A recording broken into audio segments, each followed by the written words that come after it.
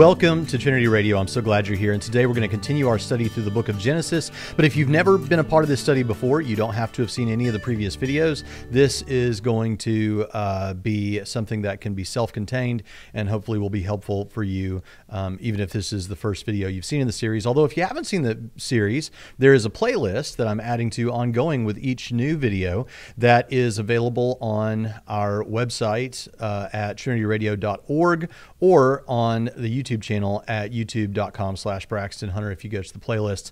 And you can watch all of the episodes or listen to all of the episodes there and make a real study out of the book of Genesis. With that said, today we're going to be looking at something that is interesting, because this is the last major event that takes place in the life of Jacob. Most of the rest of Genesis is either going to catalog what happens with families, or primarily it's going to focus on Joseph. I mean, it's mostly going to be about Joseph going forward. And so this is kind of an interesting and important moment in the life of Jacob. So let's just go ahead and jump in. One of the things that I guess you could take away, there's not a whole lot I'm not going to try to sermonize too much about this or give you life application. Draw that where you can. This is more just going to be a verse-by-verse study straight through what's happening and what implications and what's important about that, more like a commentary. But I will say this, when I put together some of these things, sometimes I like to go and look and say, what have pastors done with this material? Like especially we're going to cover chapters 35 and 36 today. What have pastors done to try and draw application for their people out of these stories? And one of the things that several pastors pointed out about chapter 35 is it kind of gives you, if you put yourself in Jacob's perspective, it kind of gives you a way of trying to get out of a slump, out of a slump where there have been drawbacks, perhaps spiritually, and we're going to see things applicable to that. And that's certainly true. I mean, right now in my life, I have sort of tried to boost over the past couple of months my spiritual relationship with God. And it's just been amazing to me how quickly that growth comes. This is something that I've found throughout my Christian walk and that other great men and women before me have poured into me. And it's just shown to be true more and more all the time. And that is that if you look to get away from God, that is, if you open yourself up to temptation, the enemy will give you the fastest way to get as far away from God as you possibly can. Things will almost seem to appear spontaneously, opportunities for you to get as far away from God, spiritually speaking, as possible. At the same time, it is the case that if you begin to devote yourself to your relationship with God, it's amazing how quickly those things can be, that relationship can be fostered, and you'll see growth in your life. I can't guarantee that in everyone, but I've found it to be true. And it's kind of like right now, I've just started with a colleague, Dr. Johnathan Pritchett, doing muscle building workouts. And one of the things that he and another employee at Trinity pointed out to me is that you'll have those newbie gains. You'll gain very quickly at the first, but then that slows down as time goes on. Well, there may be some newbie gains to getting spiritually invested as you should be. And maybe this series is a part of you doing that. I don't know. I'd be honored to know that that's the case. All right, so let's jump right in here with Genesis chapter 35 and verse 1, and let's see what it says in this story. Then God said to Jacob, "Arise, go up to Bethel and live there, and make an altar there to God who appeared to you when you fled from your brother Esau."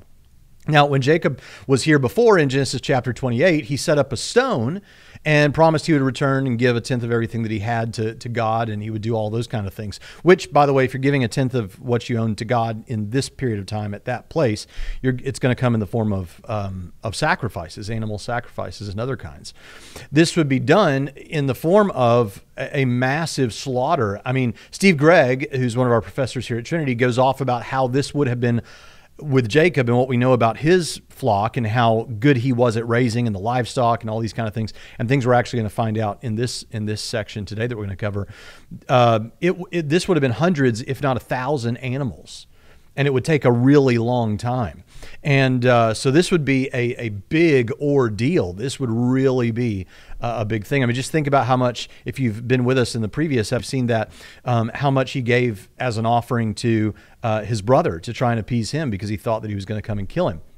And so that was probably nothing compared to what he has here to give to God after the promise that he's made. And before, he just kind of set up a pillar. Now he's going to set up an altar. And of course, we know just in the past couple of chapters, Jacob has really cemented that this God of my fathers is going to be my God as well. Verse 2 says, "So Jacob said to his household and to all who were with him, 'Remove the foreign gods which are among you and purify yourselves and change your garments.'"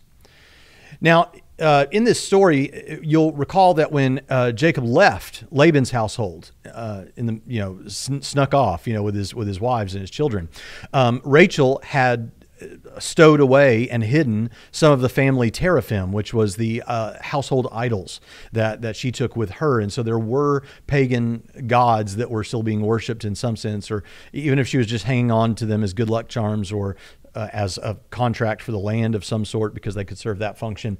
She had those with her. And so you might think he's just referring to this when he's saying to get all these idols out, these false gods and things like that. But a different word is actually used here. In the Faith Life Study Bible, it says the Hebrew phrase used here is Elohei Nekhar and refers to the idols buried by Jacob. Remember, before we saw the teraphim, here we have Elohei Nekhar. And we see in verse 4 that Jacob buries these. At his encounter with God at Bethel in 28:10 through 22, Jacob vowed that if God were to rescue him from exile, then Yahweh would be his God. However, it seems that those of Jacob's household, and perhaps even him, had been worshiping other gods since then, although a different Hebrew word is used here than the one used for the figurines or household gods that Rachel stole from her father Laban in chapter 31, verse 19. Jacob could be referring to those figurines. It seems, though, that more than the figurines stolen by Rachel were involved. Now, that's not just because a different Hebrew word is used. But remember now, at this point, after the last chapter, we now have all of the women of Shechem that are now here, and they were not worshipers of Yahweh. And so it's likely that now we have all kinds of false gods, whatever they were worshiping, and that sort of thing with us now in our group. And so we've got to really clean house. So we've got to deal with this. Now, these, under the law, those who had become ceremonially unclean later on under the Mosaic law would also wash their clothes and their garments. And this actually, this is a symbolic thing. You're going to see some symbolism here. We'll talk about that more in just a minute. But this burying of the idols, this cleansing yourself if you had become ceremonially unclean, and the taking off of garments and putting on new garments. It did become a part of the law later on, but here it almost seems intuitive that it's almost like taking off your old identity, your old self. And now you have a new self, a new identity with this group of people worshiping the one true God. We see echoes of this even in the New Testament in the book of Ephesians, that you take off your old self and put on this new self and that sort of thing. Walter Brueggemann says in his Genesis interpretation, quote, "As much as Genesis 34, this text knows that faithfulness in the land among the Canaanites is a risky business." So now he's moving it to the point of, okay, we're getting rid of these gods. We're going through a purification sort of ceremony. Why? Well, the reason why is because we're going to have to function in this land and be faithful to Yahweh. Jacob's concerned about that now, and that is risky business with the Canaanites. Brueggemann goes on, but this text knows, as chapter 34 does not, that Israel cannot either leave the land or kill all the Canaanites. Now, they would have been, Jacob's entourage would have been huge now, would have looked like a kingdom to anybody watching, at least as kingdoms existed at the time. But still, the idea of killing all the Canaanites was out of the question, and they can't leave because this is where God's telling them to come.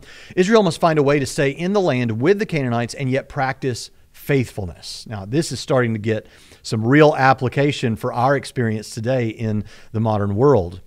The way chosen to do this without either destructiveness or accommodation is by way of radical symbolization, end quote. So this is actually interesting, and you see this in the law. Have you ever wondered why it is that the laws of Moses that we get later, and even maybe what we see right here as it's starting to head that direction, look really odd? I mean, it looks really, some of the laws, if you're familiar with them, are really bizarre, like wearing clothes of, don't wear clothes of mixed fabric, and that's the one that gets trotted out a lot, and all these kind of things. Well, many scholars think, and I personally am of this persuasion, because we see it beginning here. Seems the reason they're doing it here with the clothing and everything anyway, is to cut off, to show that you are a separate and different people from the peoples around you. Now, to our modern sensitivities, that sounds wrong. That sounds antisocial. It sounds perhaps racist or something like that.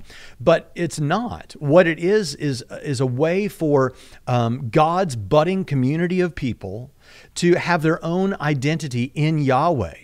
And if they function like the people of the pagan communities around them, and if they wear the same kind of clothing that they use, and even the symbolism in, like, not that it's mentioned in this passage, but the clothing of mixed fabrics, we don't do that. And we don't do, I mean, we do today, but back then in their day, when they were trying to drive this home, when they're in a plural culture with all kinds of other pagan groups out there, even the fact that you wouldn't wear clothing of mixed fabric was an ongoing symbol to remind you and anyone around you, we don't mix like that. We are a unique people that is worshiping Yahweh.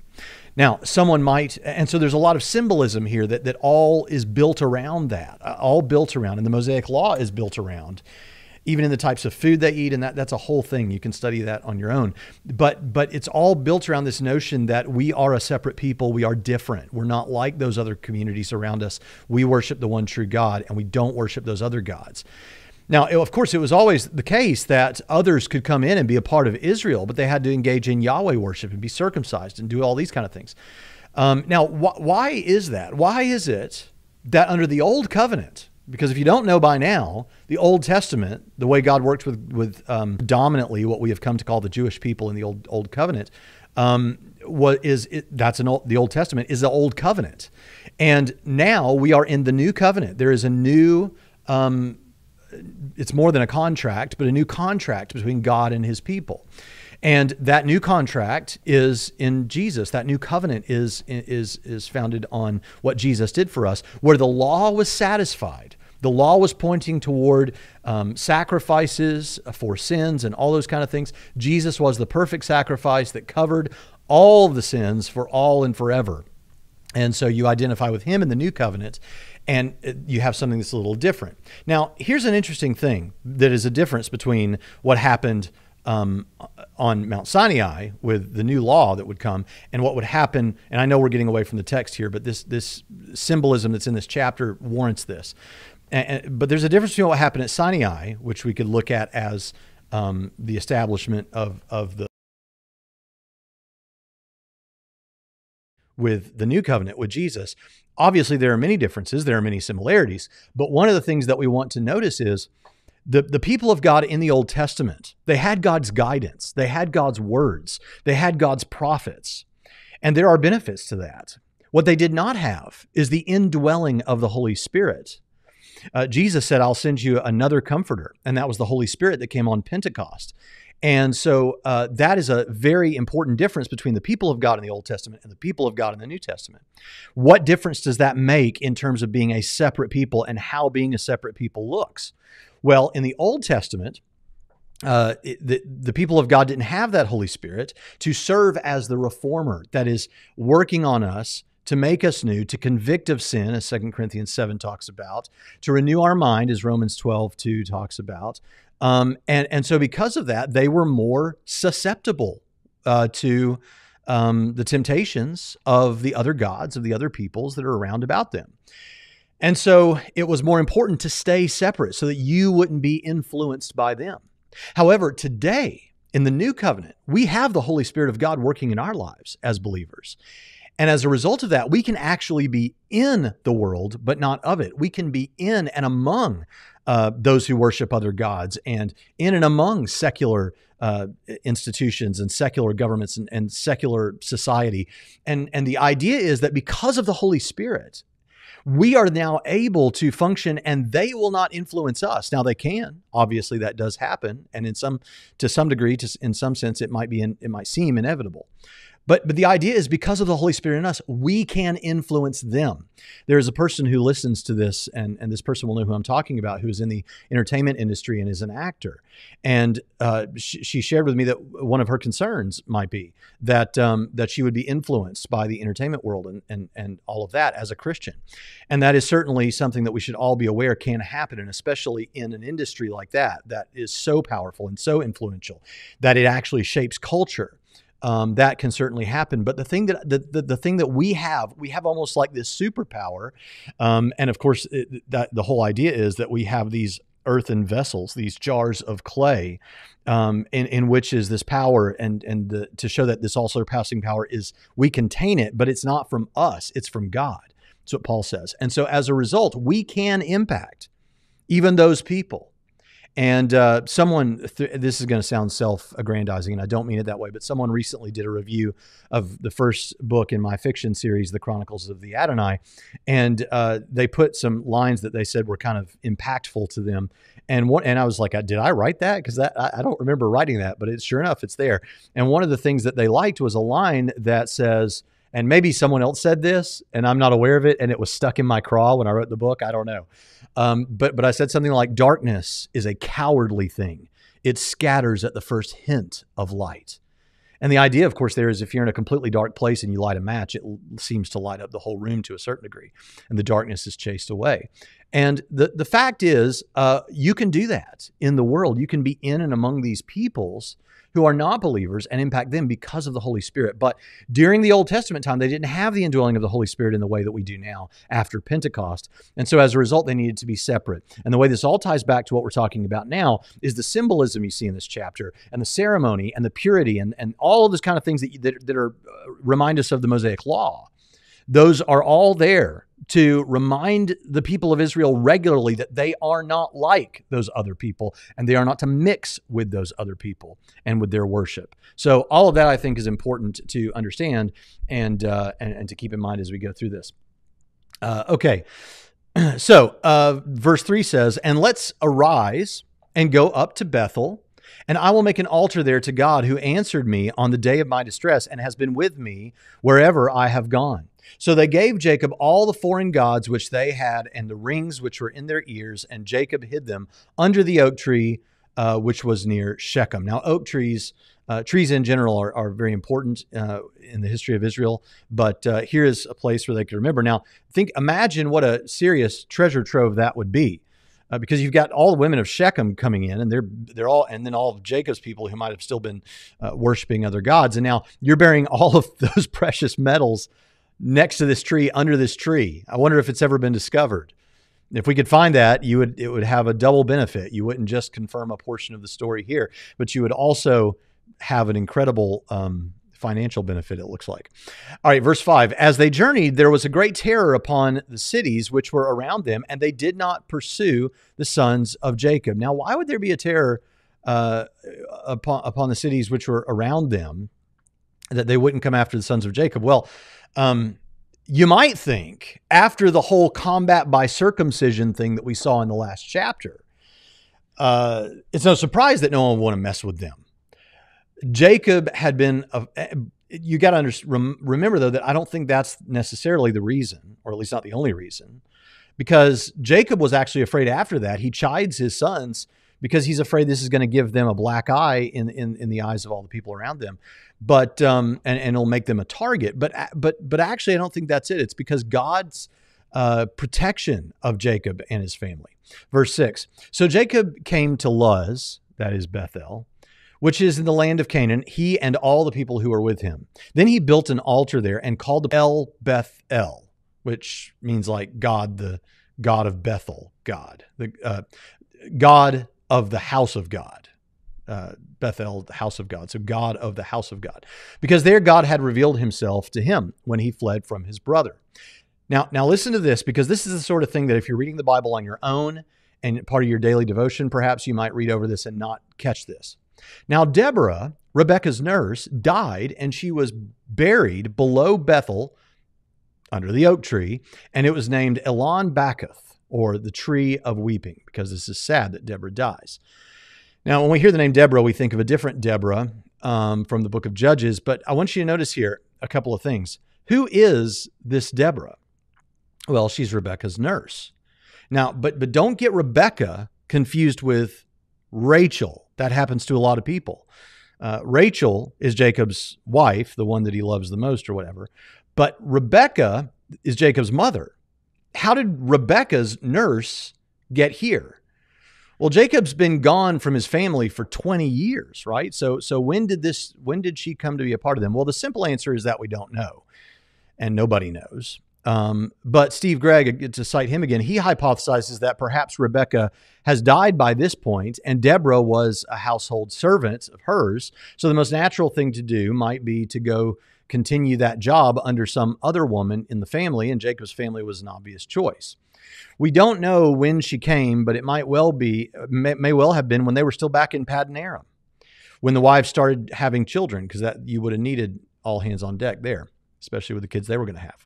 Perhaps he did go back now that he's in the land again, and we just aren't told that. That's a possibility too. But we really just don't know. So it's a bit of a mystery, but there's some comments on it.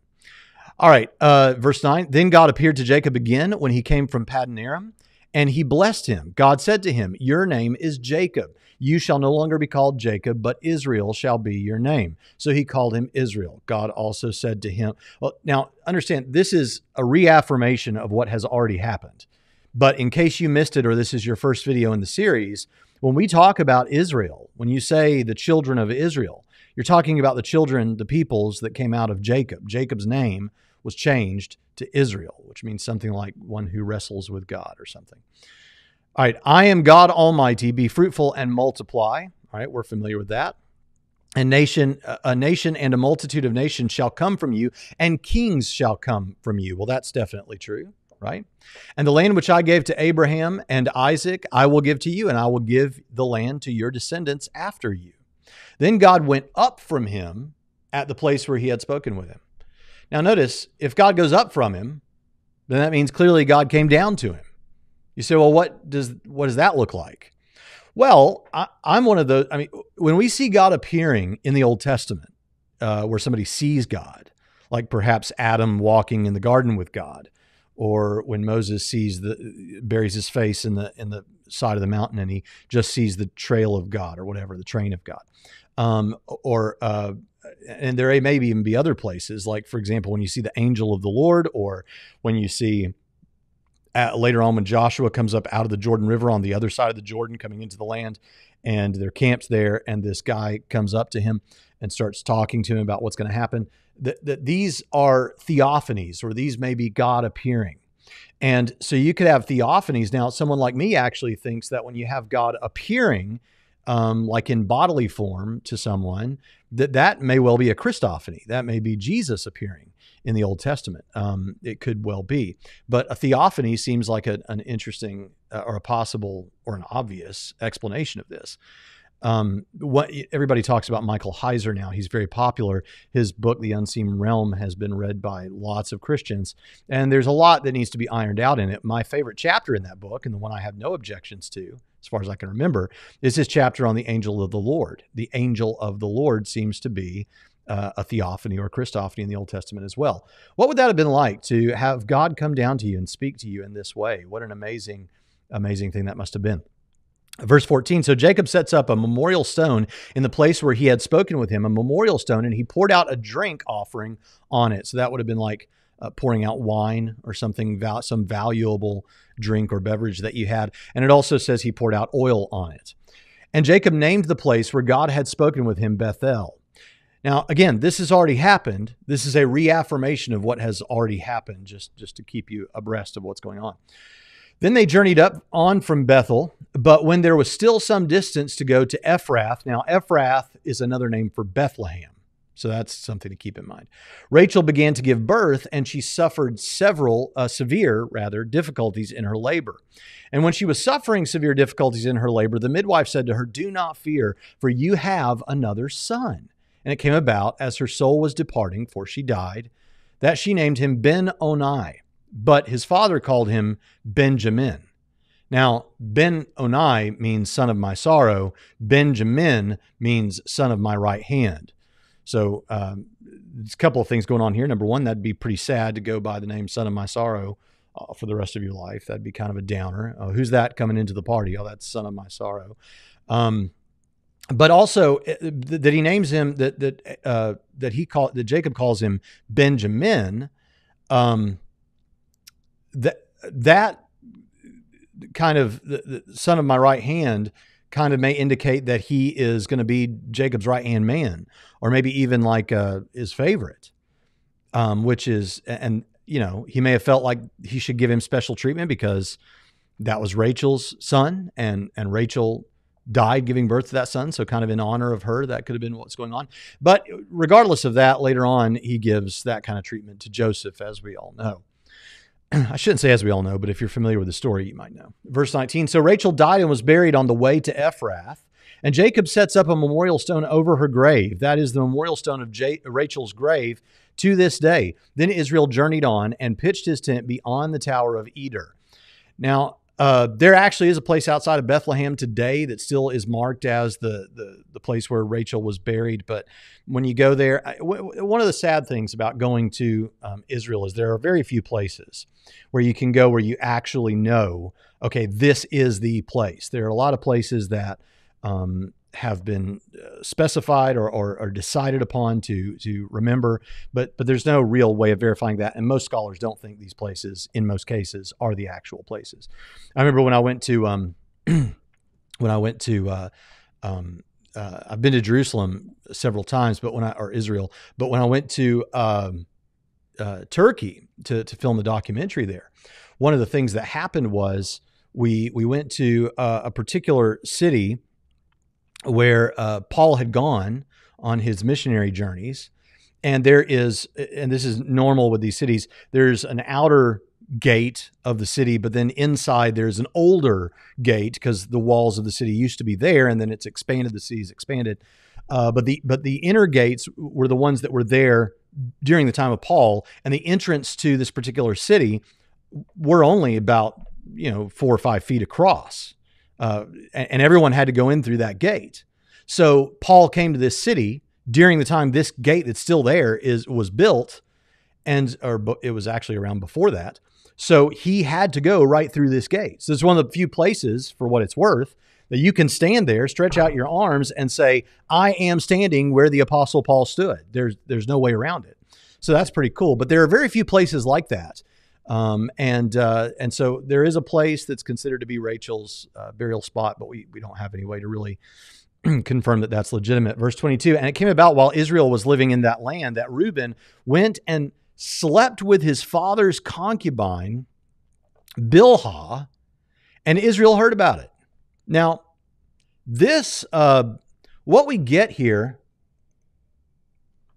in this part of the book of Genesis is, it's like we're wrapping up the important features of things that had to do with Jacob's life. And so we get these little vignettes of different things that are happening. And so we get a couple of those thrown in here at the end of this chapter. And hopefully you haven't gotten the impression, Bilhah was Jacob's wife, one of the handmaidens, right? But don't get the impression that this was Reuben's mother. This was not his mother. It would have been like a stepmother to him. He would have been around her, obviously, his whole life growing up. But this concubine was another wife of his father. If you know the story of David, this reminds us of what happened with Absalom. Absalom slept with his father's wife, but that was kind of a power play, a symbolic message that he was taking the inheritance from his father. This was obviously understood as a way that a usurper might assert his dominance and send a very graphic message. Maybe that was what was happening. And maybe because Benjamin was getting to be the right-hand man, it looked like special treatment on the basis of his name, then maybe this was a way to say, no, I'm going to be the top dog around here. And remember, they were like a kingdom now.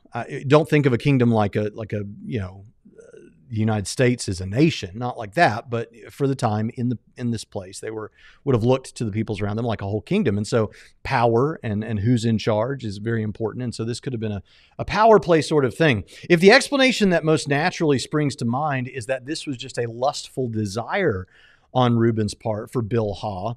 That is, of course, possible, but remember that she'd be a whole lot older to him, and all of the women of Shechem were there, so there were other people for him to date.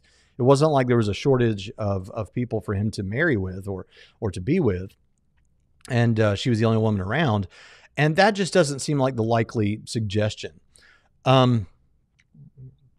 So I don't know that actually works. There is one thing that I want to read to you here that is from, again, the Faith Study Bible says, Bilhah was Rachel's maidservant. With the matriarch of the family now dead, Reuben's violation of Bilhah ensures she will never replace Rachel as chief wife. Had Bilhah desired this status, her chief rival would have been Leah, Reuben's mother. So there might have been a motivation there as well. So maybe it was just lust, but that would be probably not the most natural, well, it may be the most natural, but it's certainly not the most likely explanation. But whatever he was thinking, he was excluded from the birthright because of this. All right. Now there were 12 sons of Jacob. Verse 23, the sons of Leah were Reuben, Jacob's firstborn, then Simeon, Levi, Judah, Issachar, and Zebulun. The sons of Rachel were Joseph and Benjamin, and the sons of Bilhah, Rachel's female slave, were Dan, or handservant, Dan and Naphtali, and the sons of Zilpah, Leah's handservant, were Gad and Asher. These were the sons of Jacob who were born to him in Padan Aram. Now, we always try to point out apologetic material when we need to. There may be some work we need to do here. It lists these 12 sons and says that they were born, these were the sons of Jacob who were born to him in Padan Aram. Now, Benjamin was obviously not born in Padan Aram. So one might present this as an obvious mistake or some kind of a contradiction. But as I've said before, afford the author who just immediately before this literally wrote to you about the death of death of Rachel and the birth of Benjamin and where that took place, some credit that he's not a complete idiot and he knows what he's saying. What makes sense is that the author is communicating that these are the 12 sons and they were born during the Padan Aram era, basically. Benjamin is the obvious exception to the general statement, but rather than confuse the list with caveats, the author just gives you this. Just here's the 12 sons born during that part of the story. I don't think there's any reason to think of that as a contradiction or something like that. Verse 27, Jacob came to his father Isaac at Mamre of Kiriath Arba, that is Hebron, where Abraham and Isaac had resided. Now the days of Isaac were 180 years. Then Isaac breathed his last and died, and was gathered to his people, an old man of ripe age, and his sons Esau and Jacob buried him. Now, in those days, they usually buried a dead body on the same day or shortly thereafter. They wouldn't wait because of the decomposition of the body. That's why Rachel was buried where she died, where she was.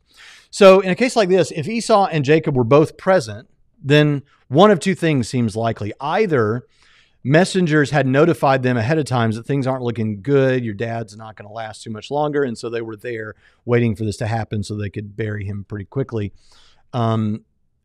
Or the second option is that when he died, they were made aware of this and they came back. And that when the author says that they buried him, that Jacob and Esau buried him, the point there is the unity between Jacob and Esau. And perhaps they buried him in the sense that they performed some sort of a memorial ceremony of some sort, some kind of a service for him. And we say that they buried him. That would be something. When we talk that way today, I buried my father in 1985. You may just mean that he died and not that you were literally the one who dug the dirt and buried him, right? So either one of those is possible. So there's no real problem there, I don't think, either, that we need to spend too much time on that. Now, as I mentioned already several times during this series, the death of Isaac is mentioned here, but the chronology of events is going to be upset just a bit. Isaac lived well into the life of Joseph. So the author gets finished with one story and goes ahead and finishes off their details because he's going to move on to another part of the story with other characters, and they weren't relevant in the same way. So this just seems like a writing convention, and we see it a few times in Genesis. Now, chapter 36 which is where we've arrived to now, can pass pretty quickly because it's a cataloging of Esau's line. And not only are they not the chosen line for God's people that we want to follow, they don't even exist anymore, as far as we know. I mean, they've gone extinct. The Edomites, which are the people, you're going to see Esau referred to as Edom. The Edomites were around for centuries and had a sort of adversarial posture with Israel, so it would have been important to talk about them and mention them here. During the intertestamental period, during the days of the Maccabees, the Jews brought the Edomites under them, and they became known by a Greek form of that name, which is the Idumeans. Herod the Great was half Idumean and half Jewish, and soon after this period, the Edomites were extinct during the 1st century, probably.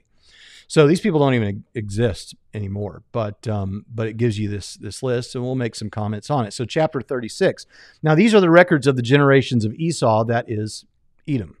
Esau took his wife from the daughters of Canaan, Adah, the daughter of Elon the Hittite, and Oholibamah, the daughter of Anah, the granddaughter of Zibeon, the Hivite, also Basemath, Ishmael's daughter, the sister of Nabaioth.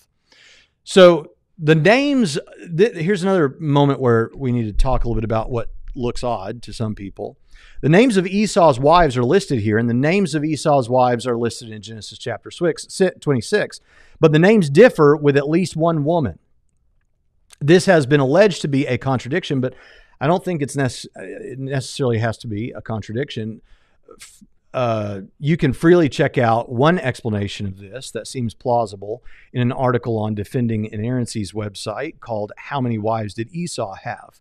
It gives the following explanation that involves the notion that one daughter is known by another name so that it looks like the lists are different in that way.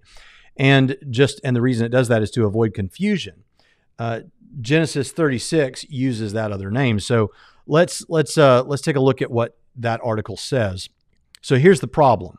Genesis 26:34 states that Esau married Judith, the daughter of Beeri, the Hittite, and Basemath, the daughter of Elon the Hittite. However, Genesis 36:2-3 says that Esau's wives were Adah, the daughter of Elon the Hittite, Oholibamah, the daughter of Anah, and Basemath, Ishmael's daughter.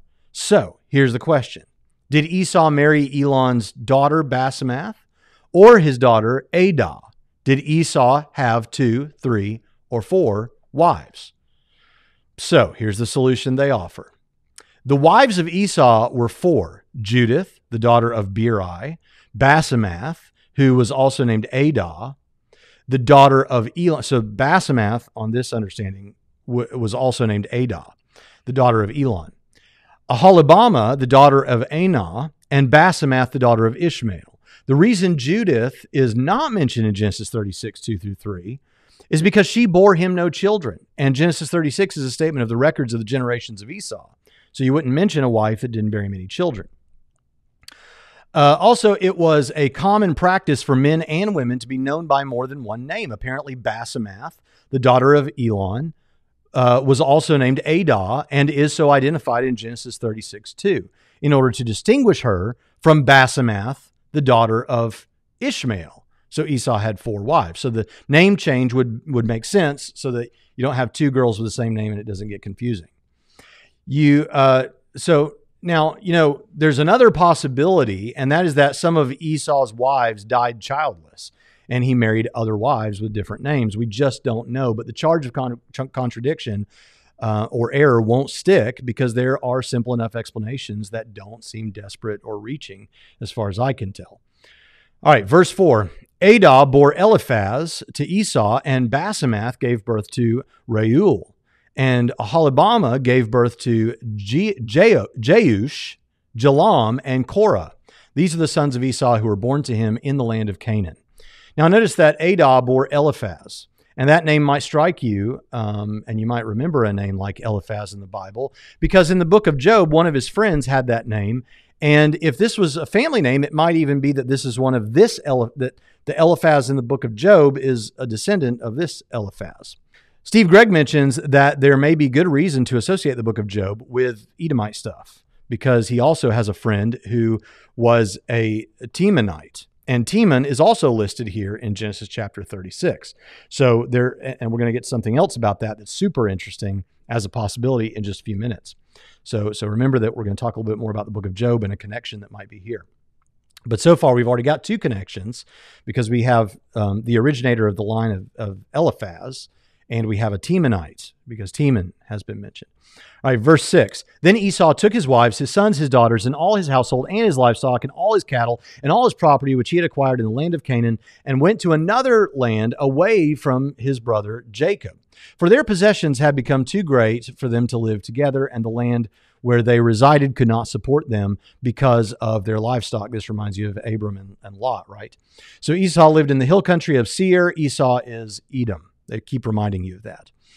These then are the records of the generations of Esau, the father of the Edomites in the hill country of Seir. These are the names of Esau's sons: Eliphaz, the son of Esau's wife; Adah and Reuel, the son of Esau. So we've done some of this already. Wife Basemath. The sons of Eliphaz were Teman, Omar, Zapho, Gatam, and Kenaz. Timnah was a concubine of Esau's son Eliphaz, and she bore Amalek to Eliphaz. Now, obviously, Amalek is pretty important because that becomes one of Israel's adversaries later, and they are actually cursed by God. They are the first to attack Israel after they come out of Egypt. So it's worth noting them, the Amalekites. All right, these are the sons of Esau's wife Adah, and these are the sons of Reuel: Nahath, Zerah, Shammah, and Mizhah. These were the sons of Esau's wife Basemath. And these were the sons of Esau's wife Aholibamah, the daughter of Anah, the granddaughter of Zibeon. She bore to Esau Jeush, Jalam, and Korah. These are the chiefs of the sons of Esau. So you can imagine them having, like Israel's, like you have the 12 tribes, and you have these these tribes are named for the sons of Jacob. The same sort of things going on over here with the Edomites, or something similar. The sons of Eliphaz, the firstborn of Esau, are Chief Teman, Chief Omar, Chief Zepho, Chief Kenaz, Chief Korah, Chief Gatam, and Chief Amalek. These are the chief's descendants from Eliphaz in the land of Edom. These are the sons of Adah, and these are the sons of Reuel, Esau's sons: Chief Nahath, Chief Zerah, Chief Shammah, and Chief Mizhah. These are the chiefs descended from Reuel in the land of Edom. These are the sons of Esau's wife Basemath. And these are the sons of Esau's wife Aholibamah: Chief Jeush, Chief Jalam, and Chief Korah. These are the chiefs descended from Esau's wife Aholibamah, the daughter of Anah. These are the sons of Esau, that is Edom, and these are their chiefs. These are the sons of Seir, the Horite, the inhabitants of the land. Now, these names are not the offspring of Esau that we're just coming to. They are the offspring of the people in the land that Esau was going to interact with or encounter. And so there's really no reason for us to read through those names, but there they are for you to look at. Now, come down to verse 31. Now, these are the kings who reigned in the land of Edom before any king reigned over the sons of Israel. Now, this statement has caused trouble for people who affirm Mosaic authorship like I do, because they want to point out, because I affirm that Moses was the author of the Pentateuch, the first 5 books of the Bible. This is thought to cause trouble because when it says here, this is before any king reigned over the sons of Israel, it strikes you perhaps as thinking, because the author was like thinking, we know that there have been kings over Israel. So this is pointing to a time before all those kings that you know about and that I know about as the author of this. And so it seems to have the posture of someone writing after there are kings in Israel. And so some people do take it that way. I don't think that's necessarily the case. There are a couple of ways that you could think about this. One way of thinking about it would be, you could say, I don't know anyone that seriously is a serious thinker who affirms Mosaic authorship, that Moses was the author, that doesn't also believe that there were editorial comments added by later generations. Just about everyone believes that. So it's not that difficult to imagine that someone might have put in as an editorial comment, this was before any king reigned over the sons of Israel. And actually that's the possibility that I think is most likely. Another possibility is the fact that if this is Moses writing this, Moses did anticipate for sure a time when there would be kings over Israel. That's already been in chapter 35. There was a mention to Jacob by God about kings. But notice in Deuteronomy chapter 17, verse 14, it says, when you enter the land which the Lord your God is giving you, and you take possession of it and live in it, and you say, I will appoint a king over me like all the nations who are around me, you shall in fact appoint a king over you whom the Lord your God chooses. So Moses was aware of this and knew that would happen. And he anticipates that. So it could well be that he's talking about this. Now, these are the kings who reigned in the land of Edom before any king reigned over the sons of Israel, because he anticipated that later generations would have kings in the land. Now, I don't particularly find that one to be that appealing. I think it's an editorial comment, but both of those are made available to you there. All right, verse 32. Bela, the son of Beor, reigned in Edom, and the name of his city was Dinhabah. Then Bela died, and Jobab, the son of Zerah of Bozrah, became king in his place. Now, this is interesting, I think, whether your mileage may vary, but whether you agree or not, it's an interesting idea. Some argue that Jobab means one who howls loudly. And some think this might actually have been Job from this book of Job, like Job from the story of Job. And maybe Jobab is the longer form of the name Job. Job did have Edomite friends. We know that. He's supposed to be the greatest and most wealthy from the east. And if he was a king, that would make sense why he's the most wealthy. And southeast is where Edom was. And if his name means one who howls, maybe that's what he came to be known by after the events in the book of Job, when he certainly could have been described as a man who howls loudly. So that's a possibility that I find super interesting, but we can't be dogmatic about that. Then Jobab died, and Husham of the land of the Temanites became king in his place. Then Husham died, and Hadad, the son of Bedad, who defeated Midian in the field of Moab, became king in his place, and the name of his city was Avith. Then Hadad died, and Samlah of Masrekah became king in his place. Then Samlah died, and Shaul of Rehoboth, some of your translations will say Saul, some put Shaul, on the Euphrates River became king in his place. Then Shaul died, and Baal-Hanan, the son of Akbar, Admiral Akbar is from Star Wars. Akbar died, and Hadar became king in his place, and the name of his city was Paal, and his wife's name was Mehetabel, the daughter of Matred, daughter of Mezahab. Whew, that was a lot to get through. Now, one point that should be brought out is the fact that this information the information we have here is strong evidence that it is historical in nature rather than mythical in nature. Because this information would not have been important to anyone living after the Edomites were gone, who weren't dealing with them, interacting with them. And so this would have been important for them, but it wouldn't be important for anybody else. So someone who is wanting to write a myth of these people, first of all, why? And secondly, if you were writing a myth of these people, why be this detailed? It just seems like you wouldn't do that. The reason you would include this is because this is actually the truth. This is the historical case. Verse 40, we're almost done. Now, these are the names of the chiefs descended from Esau according to their families and their localities by their names: Chief Timnah, Chief Alvah, Chief Jetheth, Chief Aholibama, Chief Elah, Chief Pinon, Chief Kenaz, Chief Timon, Chief Mibzar, Chief Magdiel, and Chief Iram. These are the chiefs of Edom, that is Esau, the father of the Edomites, in case you haven't gotten that yet, according to their settlements in the land of their possession. Well, there we go. We have made it through two chapters, chapters 35 and 36, and we're not going to spend much more time. As I said before, if you go back and look at the story of Jacob, you can draw some application from that. The application you can draw beyond just learning about the historical information that's there and how God dealt with his people is to recognize that if you're coming out of a spiritual slump of some sort, as the pastors might put it, then one thing that you want to do is you want to make sure that you get rid of all the old stuff, false gods you've been worshiping, and from our purposes, that might be things that get in the way with your relationship with God. You want to get rid of them, purify yourself, get right with God, move forward. And when things happen in your family that cause great sorrow, like the death of a loved one or those sorts of things, just always keep your eyes on God. Remember to worship him and keep the promises that you made to him, like Jacob came around and kept the promises he made about the sacrifices and the altar there at Bethel, and trying to keep his eyes on God in the midst of family problems. So we're going to come to the end there. I hope this has been a blessing to you, and I look forward to seeing you next time as we continue with the study of the book of Genesis.